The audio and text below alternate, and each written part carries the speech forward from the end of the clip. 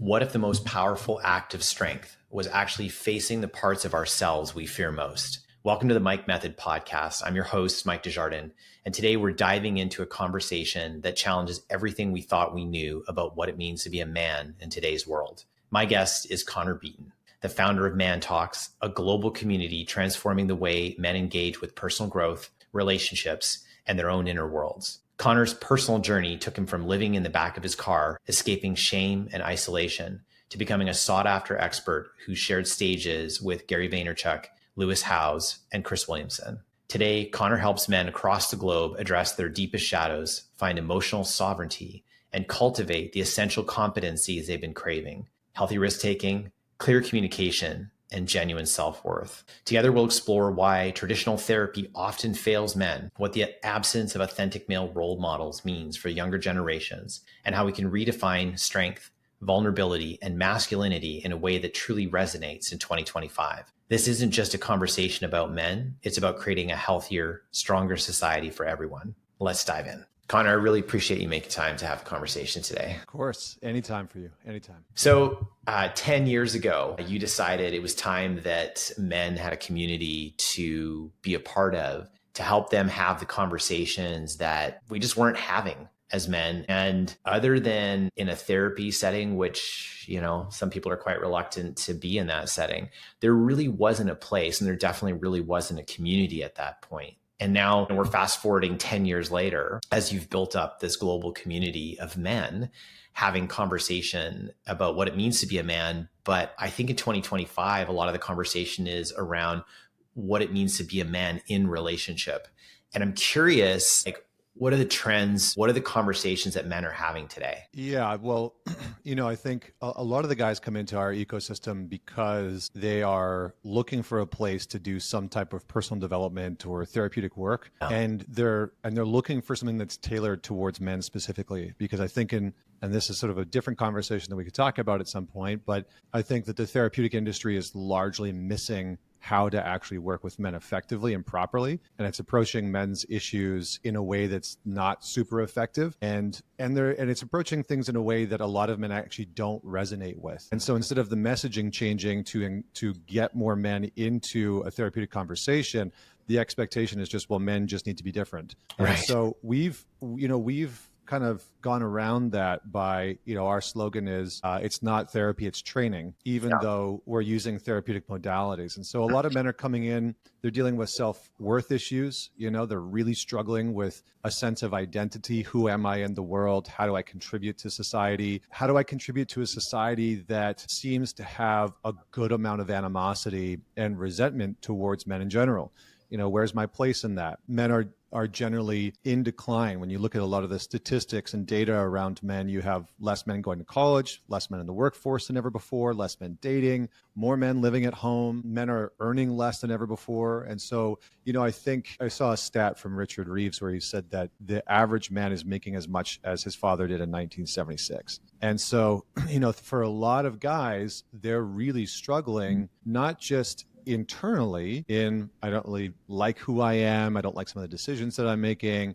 Maybe I'm struggling in the relationship, my marriage, but they're also struggling to find some type of social context of how they fit into the larger culture that they operate in. And so I think it's a good mix of existential issues of where do I fit in socially and culturally, and then the individual issues of how do I fix some of the crap that's going on in my life? The marriage that's on the rocks, the business that's struggling, the lack of purpose within a career, or just the kind of self-loathing that man has carried around in himself towards himself for a long period that he's finally willing to address. So that's a big part of what we see. I think when you bring up the existential crisis piece of this, there's kind of that on one side, hey, you need to be more vulnerable. And the other side is like, no, you need to be more of a man and more masculine. And so what does it actually mean to be a man in 2025? How am I supposed to show up, and how am I supposed to show up in relationship? I think the other thing from an existential perspective is, the existential crisis of, if you really knew me, I'm afraid you wouldn't love me. Mm-hmm. So I'm not sure how much of myself I actually feel comfortable sharing, which goes one step deeper, which is, if I really knew me, I'm not sure I would love me. And Yeah. that's a hard one to grapple with. Yeah, I mean, look, like in my book, I wrote a book called Men's Work, and the Mhm. intention behind the book was really to give men a direct guide to do personal work, to do self work through therapeutic lenses and otherwise. But in there, I talk about how within our culture, within male culture, there's often this emphasis that suppression equals strength. So for a lot of men, how they operate is the more I can suppress how I feel, the stuff that I don't like about Yeah. myself, the more I can hide it, the more that I'll be perceived as strong or the more capable I'll be. But that's actually, it has an inverse effect, which is that the more you suppress, the more you dislike yourself, the more you Right. hide, the more that you lack a sense of value and worth. So exposure and expression is actually a pathway that every man needs to learn how to walk. But there's also this other edge of the sword, which is that, again, in my book, I wrote about this thing called the myth of male vulnerability. And the general principle there was that there's this myth in our modern culture that every problem that men are facing, whether that's socially as a group or individually, is solved by that man just being more vulnerable. And that's incorrect, you Mhm. know? And I think this is the thing that a lot of men experience, is that they're just being told to open up and be more vulnerable and be more emotional. And every man, for the most part, knows that, one, there's a risk to that, Mhm. that he might get shut down or rejected or criticized or made fun of, and not just by other men, but by maybe their wives or their girlfriends. And then on the other side of that, for a lot of men, they know that it doesn't actually solve some of the problems that they're genuinely dealing with. And this is the gap that I see a lot of men facing in the therapeutic space, which is that they go into therapy and their issues are treated from a perspective of hearing them out, letting them express, letting them emote. But then it's missing a big component, which is that men are looking for solutions to their problems. And when they don't get those, they don't actually feel like the therapy or the coaching is working. And a huge part of that is that a lot of men are actually wanting to develop competency in certain areas that they feel like they're lacking. So for men, confidence, feeling a sense of self-worth and self-satisfaction, a sense of self-respect and value is directly tied to his perception and knowing that he has the competency in the areas that matter to him. So if he feels incompetent at work or, in communication, setting boundaries with his girlfriend or his partner, that's going to diminish his sense of self-worth. But those things oftentimes don't get addressed in traditional therapy. Developing competency is not something that traditional therapy normally looks at. And Mhm. so a lot of men are sort of being told one thing. It's like, just be more vulnerable, just to open up. And then they Yeah. try that, and and maybe it helps them a little bit to like get some of the stuff out that they've been feeling. But then they hit a wall where it's like, okay, I did that. I feel a little bit better, but not a lot has actually changed in my life. And so what's going on? Mhm. And that's where the competency piece comes in, being actually able to approach this in a different way to help them develop a skill of whatever it is that they're looking to build. Yeah, this isn't dissimilar from the way that we look at developing leaders, because the reality is that if leaders are struggling and they get coaching, and the coaching is to have them have an opportunity to vent about what's going on, they don't walk away more capable as a result of that conversation, right? They walk away having maybe clarity on what the issue is, but what they are looking for is, I need a path forward through this. And I need to know what the mindset is I need to be operating from. I need to know what the habits are that I need to have. I need to know what great behaviors look like. And hey, I said these things in that conversation and they didn't work. I need to know what I need to say instead. So help me with those sorts of things. And as what I hear you saying is, for men, these are competencies. This is a competency thing. This is a not, I'm not feeling heard issue. Yeah. Yeah, exactly. It's sometimes it's both, right? Yeah. Sometimes it is, I have lacked expression and being able to express myself in any way, shape, or form for a long time. And then in a lot of cases, it's, I don't feel competent in expressing myself properly or setting a boundary or communicating my needs in a relationship, or I don't feel competent to know the direction that I want. I think it's a very, very confusing time for men. Mm. The way that I like to put it is that we went through a period of time of telling men this is exactly how you have to operate to be a man. And now we've gone through a period of time of saying how you be a man is by not doing any of these things. Don't do any of these things because that makes you bad. But that doesn't actually create any direction or vision for a man. And so for a lot of men, when you take that cultural piece and you couple it with the really, really rampant amount of fatherless homes that a lot of young men will have grown up in, and you pile on top of that no real social role models, right? There's very few male teachers. There's very few male psychologists and therapists. Men don't really have a vision of what they can move towards. And a lot of male, whatever you want to call it, being a man, masculinity, it's something that we receive. It's something that we actually view and witness and we push up against. And so when we lack those role models, whether it's socially or in education systems or sports or specifically at home, then we have nothing to really model what it looks like to be a man or how we shouldn't be. Even if there's a father present, and he's not perfect. I mean, ideally, he's not abusive and all those other types of things. Yeah. But even if he's got his stuff, that still gives that young boy something to press up against. And in the absence of that, what we see is just catastrophic, especially for young boys. 85% of behavioral disorders come from fatherless homes. 90% of runaways and homeless kids come from fatherless homes. The majority of arsonists come from fatherless homes. The majority of teen pregnancies come from fatherless homes. I mean, it is wild how impactful that one piece is. And I think socially and culturally, we've removed the father archetype from the conversation. We've tried to completely take him out of the social narrative. And this is why you have, whether you like him or hate him, people like Jordan Peterson that have filled that void. I've been saying for years that in many ways, Peterson was just the archetype of the father in the culture. And that's why he got, there's many reasons why he got so much flack and hate. One of them. That's one of the main reasons, right? Is because he was kind of standing as, he wasn't saying anything wildly new. He was saying, make your bed and stand up straight. And it was a whole bunch of stuff that generations of men hadn't really heard and needed in their life. And so anyway, that was a little bit of a side tangent, but I felt it was important. Well, I wonder, so you bring up Jordan Peterson. I just wonder how the influence of social media has affected those young men, because, the good, bad, and ugly, there are some very strong male figures out there. And unfortunately, the way algorithms work, once you click on one thing, algorithms send you down a rabbit hole. And I'm curious what you've seen, the definition shifting in social media and how the polarization of what it means to be a man, because it does feel polarized. Totally.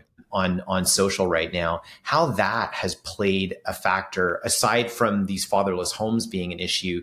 Has the social media lens then replaced that father that should have been there? We wish that father could have been there to be that role model to push up against. And now it's social media. What are you seeing that happening in that space? Yeah, when you create a vacuum or a void of something that is fundamental and something that's fundamentally necessary for a young man's development, that need doesn't go away. Right. So that young boy who doesn't have a father figure in the household, goes through the education system, doesn't really have any male teachers that really support him or influence him. He gets out in the world. Maybe he's gone through some therapy or whatever. And again, no real male role models. He's going to seek that from somewhere because he's trying to figure out, how do I operate as a man in the world? And we've entered into this very interesting place in history where for the first time, what it means to be a man, a good man, what it means to be masculine is more defined by the women of our culture than by the men of our culture. And so a lot of young men are turning to the women in their lives to try and say, do you think I'm a good man? Right. Do you think that how I'm operating is okay? How come I'm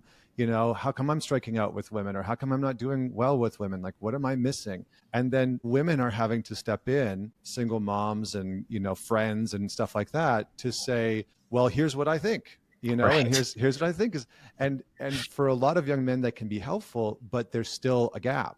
He still feels like there's something missing fundamentally in himself that he craves. And so what happens is that those young men, and those men in general, just become wildly susceptible to having a very strong, opinionated person say, this is how it is. And I think that our culture has in some ways missed out on some of the challenges that men genuinely face, or some of the problems that men face, and then how they're talked about do not support men feeling heard and understood, just to use those terms. So what ends up happening is that these guys go online and you hear somebody like Andrew Tate, and what he does is he does something that's very simple and very effective. He says something that men feel is true about the plight of men, about the challenges that men experience, and he couches it in something inflammatory and controversial. And that just creates virality, right, online. And so a lot of the young boys and the men, they're like, well, what he's saying about that thing is true,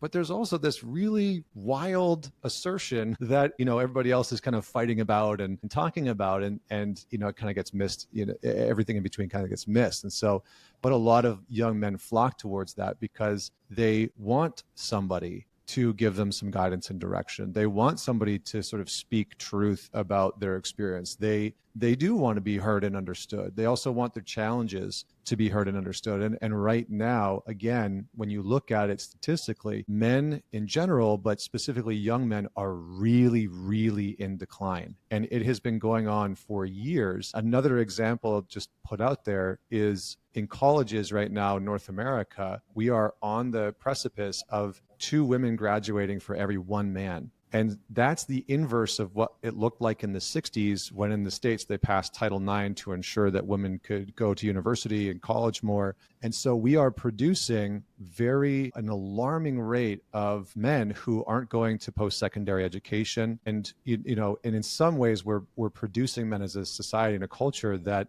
women don't want to date. And that should actually raise the alarm bells for not just men out there, but for women to say, like, hold on, like what's happening? Like, what's going on as a society? Because normally when there's issues like this that we see with women, we say, what can we do as a society? What legislation do we need to pass?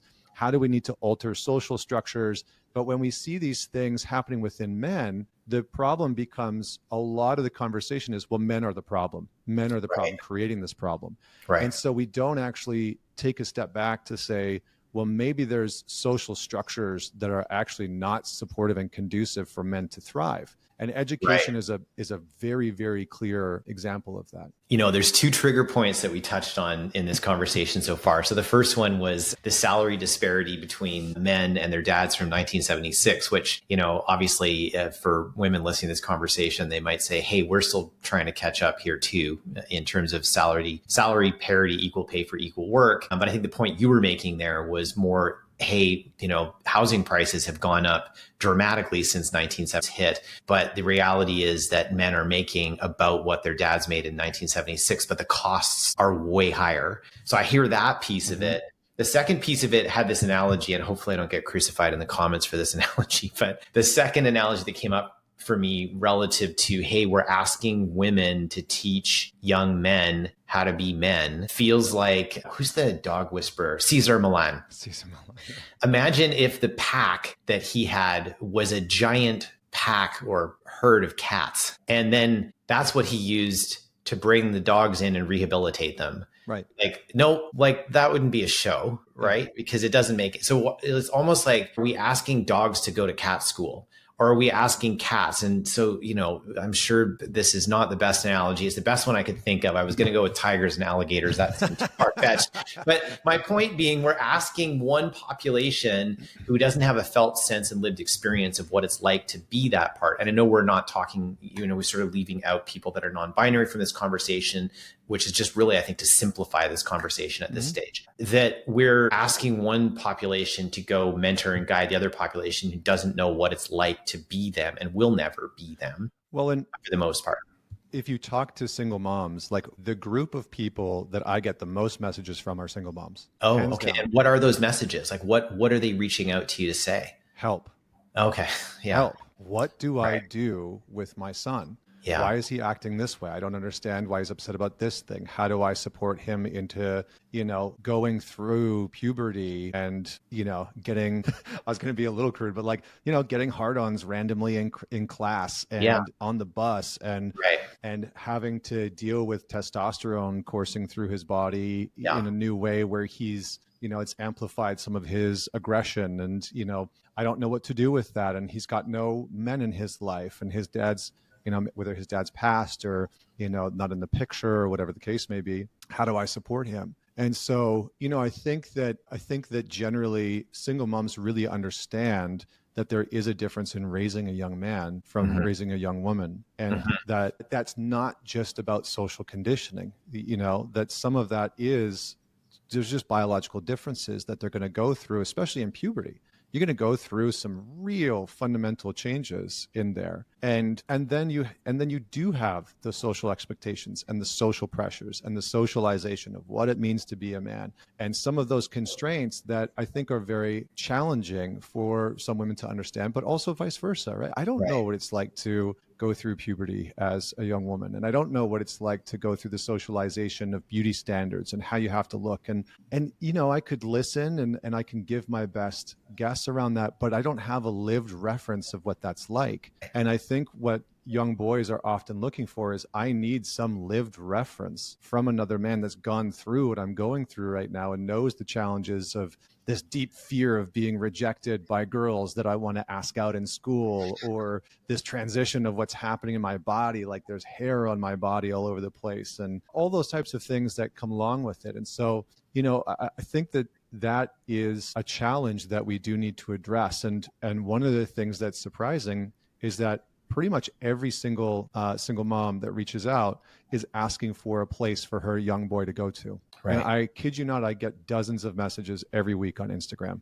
Do you know of somewhere that my son could go to be around other men? Do you know a place that my boy could go? What do you recommend? What could he read? What can he listen to? And so, I do think that there's a recognition on that side. And then, on the financial side, it's interesting because in metropolitan areas, depending on the age range, women are starting to actually out earn men. So if you look at the metropolitan areas and you look at the data, I think it's women under 35 on average in big metropolitan cities are out earning young men. And a part of that is that, young men, again, are somewhat absent from higher education. And so they don't have access to some of those, higher paying jobs. And again, that's not necessarily a bad thing until you maybe are a woman that's wanting to date a man or marry a man who's earning as much as you, or if not out earning you. So 6'5", blue eyes, right? Yeah.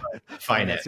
Yeah. So, but then it becomes problematic because what's happening is that we're creating a shrinking pool of men. Yeah. That a woman who's making $100,000 or 150 grand, it fits her criteria, right? Like that pool is actually shrinking more and more and more and more. And so, I do think that it's something that we need to talk about and kind of address, because it does start with education. So when you think, from these young boys and the single moms that are reaching out to you, they're kind of giving you a roadmap, I guess, of the competencies that these boys are lacking. And now you're seeing men in ManTalks, right, in the community you've built, who were those young boys at one point, but now they're men, and they haven't had this rearing, and now they're kind of out there in the world feeling, as you say, feeling stuck. And even if they are feeling heard, they don't know what to do about it. Mm-hmm. So what are the types of competencies that you see these guys craving, like that they're like, I don't know how to do this. Can somebody just show me how to do this? Some of them are they're almost simple things that we would take for granted. One of the big ones is risk. Okay. Is actually the ability, because one of the main roles of a father, and again, this is well researched and documented, I'm not just like making something up because it sounds good, right? But one of the main roles of the father is to encourage and support in healthy risk development. And so a father, again, statistically, this doesn't mean that like every single person that's out there, this is going to be true for every single relationship. Right. But on average, fathers are going to encourage their kids to take more risks. And sometimes those risks are uncomfortable, so that a child can start to figure out how to take smart, healthy risks without going over the edge and doing something that's extremely detrimental, and without avoiding risk altogether. And there's this period of time, there's something called young man syndrome, which is very, very fascinating. And young man syndrome is between the ages of 16 and 25, I believe. And this is the time period of life where men will get in the most accidents. They get arrested the most. It's the highest level of drug use and overdose and suicide. There's a whole bunch of stuff that happens in this period of time. And a lot of that is because a young man is trying to figure out, how do I get my relationship with risk right? Because that's going to determine a lot of the trajectory of my life. And I'll give you a very micro example. Mm-hmm. If you are a man that is hyper risk aversive, you are much more likely to have social anxiety, and you are much more likely to avoid talking to women out in public like the plague. And you'll see that type of interaction as a massive threat and real risk that you just avoid altogether. And so it becomes very challenging for those types of men to find partners, to just find relationships that they want to be in. So then they go online, and they generally don't create the most welcoming profile on Bumble or Hinge, because there's reservation and fear around, taking too much of a risk, or because there's kind of like digital anonymity, they go to the other end of the spectrum. Right. And they start to, do all kinds of things that are completely out of their character and nature, which don't yield the results that they want in the first place. Right. So the big one is for men to start to take more risks, whether it's the risk of rejection, the risk of embarrassment, the risk of failure. It's actually taking systematic risks. And for each man, that's going to look different, right? Whether he needs to risk being more open and transparent about what he wants in his marriage or what he wants in his relationship, whether it means that he risks rejection by going to whatever, speed dating or some events where he can go up and talk to women, have a conversation. I mean, when I started ManTalks, it was an event, and it was surprising how many people met there. I know people that are married now because they met at our events. And part of that was that we created a very safe place where it was for men, but women were welcome. And men felt much more comfortable in that environment to just talk to the women that were there. And so a lot of these guys that were kind of socially quiet and, more recluse, they would open up more. They'd be more forward. So risk is a really big one that men need to develop competency in. And then, there's other basic things like communication, asserting boundaries in a healthy way. Those types of things are a lot of the things that men are wanting to move towards.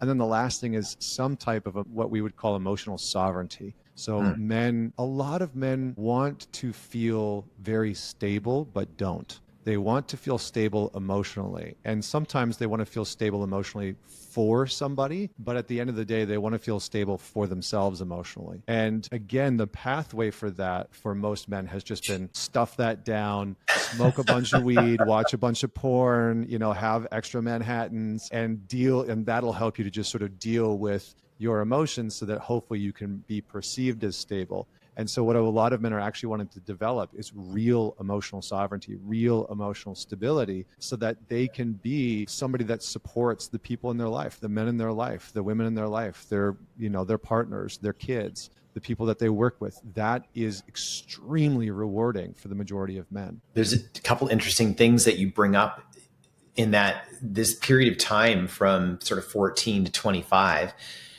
which is, basically around the onset of puberty, also correlates with, for men, when the prefrontal cortex, which is their real decision-making, like how to make a good decision, is really not done until around 24. That's right. Whereas for women, it's 19, where they're able to make much better decisions and they've got a fully formed prefrontal cortex. And so you take the fact that they're not taking risks in a period of time where risks actually are helping to build out the good, bad, and ugly of decision making, which is supporting their growth of their prefrontal cortex. And then alongside that, emotions are a very big part of how we make decisions. Anybody says, "Oh no, I make decisions logically." No, most people make decisions emotionally and then use logic to back up why they did it. And so all of those things happening at the same time, that feels like a pretty pivotal time for there to be a strong role model and strong competency building occurring for those men. And, when I think of programs like Big Brothers, for instance, like that really was intended at a younger audience, like almost like up to teen, but not really that 14 and older as the starting point. To help to support that. So, there really isn't a place, as you say, for these young men to go and get this if they're not getting it at home. Right. Yeah. And that is a very important piece of the equation, is that men do look for this. It's something that they really, really want and need and crave. And yeah, I mean, Big Brothers, that program is a very good example of that, that program can really change a young man's life. So, and I think when it comes into the therapy setting, again, I do think that a lot of men are looking for that type of connection within the therapeutic environment, but it's maybe not something that they actually receive. Or the therapeutic environment that they're brought into is when they're in a place where their relationship isn't working. And so now they're in there, right? And they're in couples counseling, and they haven't had an opportunity to do the work. And as you say, the counseling may not be set up in a way that is set up to have them be successful. So then they're frustrated in the couple counseling. So then that doesn't work for them either. Yeah. So then why would they then go pursue more of that? And I just hear a general reticence in men when they, leaders come to me, or they come to somebody on the team and they're like, I think, I could really use some coaching. And then we kind of unpack what the issues are. And like, I don't think coaching or even mentoring are actually the right thing for you. I think, having somebody to talk to would be a good idea from a therapy perspective, because these are the types of things you talk about in a therapeutic setting. And there's massive resonance to doing that. And the only thing reticence, I should say, to doing that, when if I say, well, what if it was a male counselor? Oh, okay, well, like, who is it? And then I'm like, well, this he's like 85 years old. He's this Austrian guy, one of the smartest people I've ever met. He's, he's local. Like, oh, maybe I'd talk to him. Yeah. Well, but it's like, I only have a couple of male counselors that I actually know that I trust, that I would be able to send that person to. Whereas female counselors, I got like a host of them that I know that, right. So, good.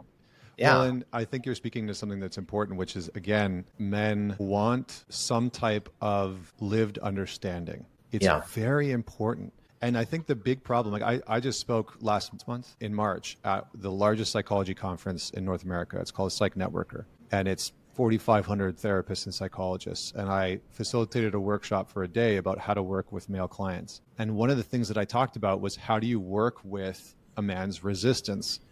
And not just how do you work with a man's resistance when he's in therapy with you or he's, coaching with you. Yeah. How do we deal with the social resistance that men have towards even entering into some of these places? And unfortunately, the challenge that I think, I know maybe it sounds like I'm griping with the therapeutic industrial complex, but it's a really important thing that you're married to a therapist. I'm married to one. Let's just call that out so that people are like, hey, I don't hate therapy. No, I've benefited from therapy. I've done therapy. I've trained in a ton of therapeutic modalities. Yeah. My mentors have been therapists and psychologists. Yeah. But one of the big challenges that we face is that we often look at more men need to go to therapy, but men are resistant to go to therapy. And the problem's men. And for me, I think that that's fundamentally wrong and flawed. It's not that men don't have resistance to go to therapy. It's that the therapeutic industry, and even in the self-help and personal development industry, do not talk to men in a way that's conducive to opening men to the conversations that need to be had. What ends up happening is blaming men. Well, men are just resistant to going to therapy. Men are just this, and that's why they won't go to therapy. Men have big egos, and so they won't go to therapy. Versus, no, maybe a lot of the content that's out there that's being created is talking about men in such a general way that it's keeping them in this debate versus talking directly to that man about the challenges that he's facing and not shaming him for those problems. Like a lot of the content that's out there inadvertently shames men for the challenges and the problems that they have. Right. And that's not conducive to opening a man up. And so at the conference that I spoke at, I talked about working with a man's resistance. It was one of the biggest pieces that people loved about the workshop. And one of the things that was very interesting was how many of the therapists talked about being in practices and this conversation around when a man is resistant to a conversation or to opening up, there's massive judgment oftentimes from the clinician towards that man versus a reflection of maybe what I'm doing with this man is ineffective. Instead of he's the problem, that he won't open up. And so, I think we underestimate, this is the last thing I'll say, we underestimate the fact that the majority of men are carrying a very deep intensity inside of them that they don't feel anybody can really handle. Whether that intensity is the grief and the pain that they're carrying around, whether it's the depth of the impact that a trauma had in their childhood, whether it's, an intensity of anger or sadness or depression or anxiety.